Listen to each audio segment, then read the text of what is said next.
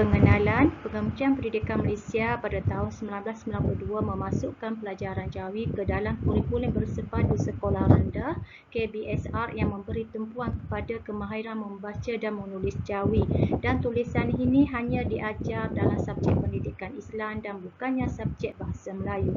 Terdapat banyak kaedah dan teknik yang perlu digunakan dari semasa ke semasa untuk meningkatkan penguasaan murid dalam pelajaran Jawi.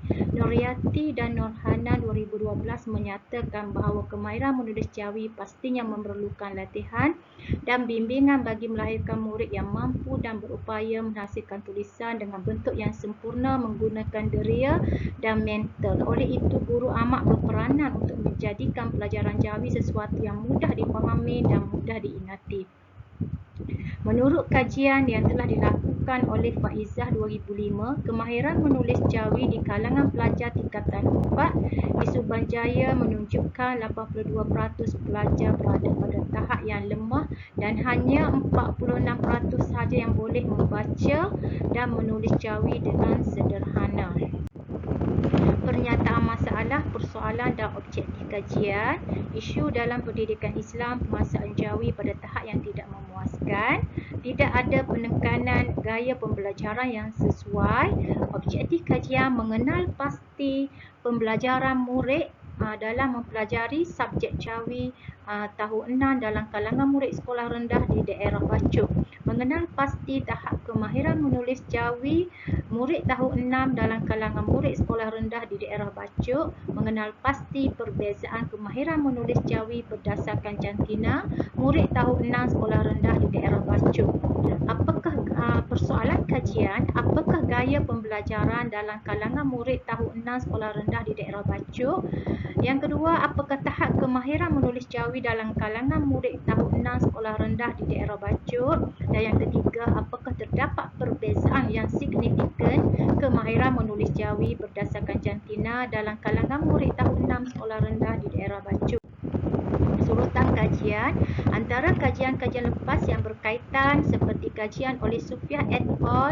2012, pelajar yang mempunyai gaya pembelajaran visual ini merupakan kumpulan paling ramai dalam sesebuah kelas.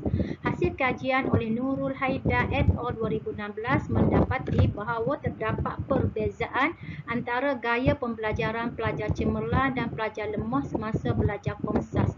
Pelajar cemerlang lebih dominan menggunakan gaya pembelajaran visual dan auditory, manakala pelajar lemah pula lebih cenderung menggunakan gaya pembelajaran kinestetik. Nik Rosila Yaakob 2011 mendapati penguasaan pelajar dalam kemahiran menukar perkataan dari huruf Rumi kepada huruf Jawi adalah amat lemah.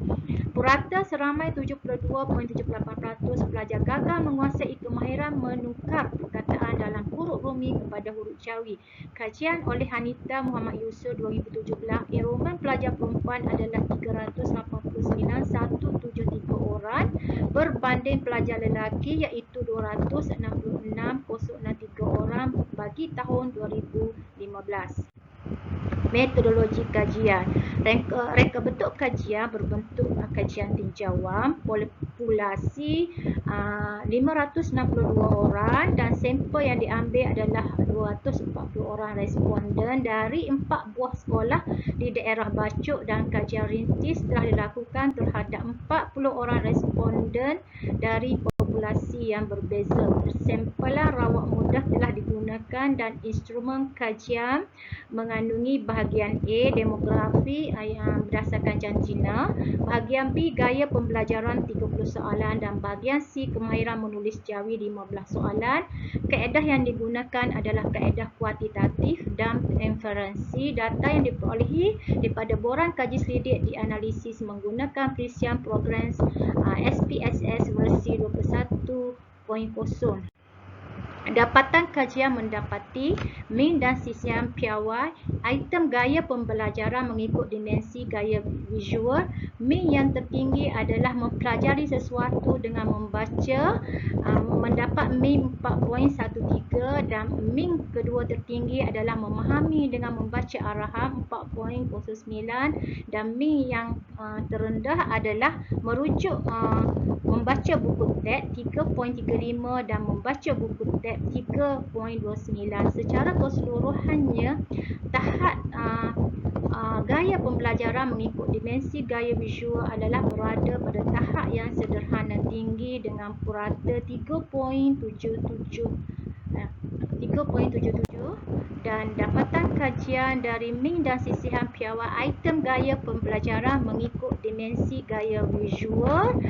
Ming yang kedua tertinggi adalah belajar dengan mendengar penerangan 4.45, belajar apabila ditunjukkan cara 4.33 dan Ming kedua terendah adalah mendengar rakaman audio 3.54 dan dimensi gaya audio dan belajar membaca dengan kuat adalah 3.79 dan secara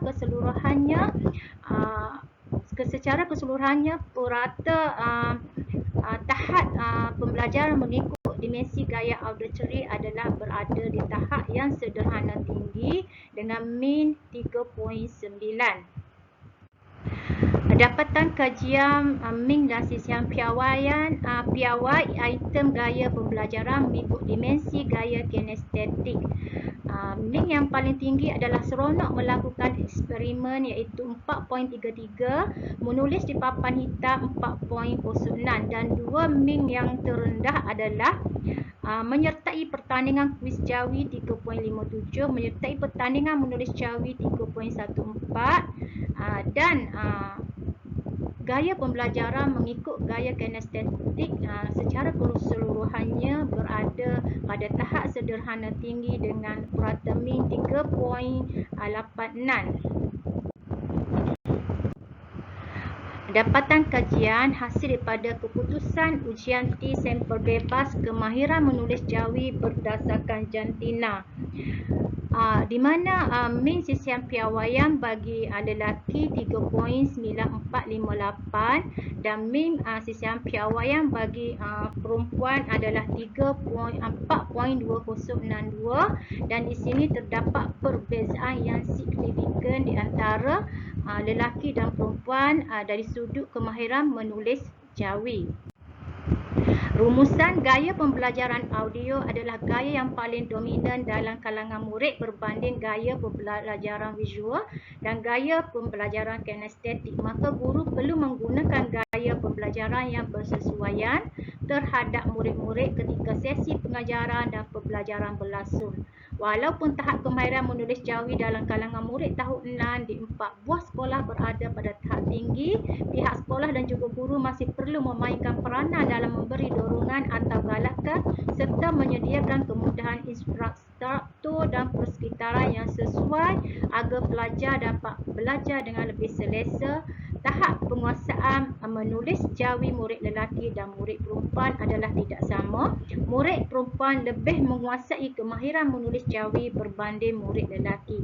Perbezaan ini memberi implikasi yang besar di sekolah rendah. Jurang perbezaan ini akan terus meningkat jika tahap penguasaan jawi murid lelaki di peringkat sekolah rendah tidak diakseptasi.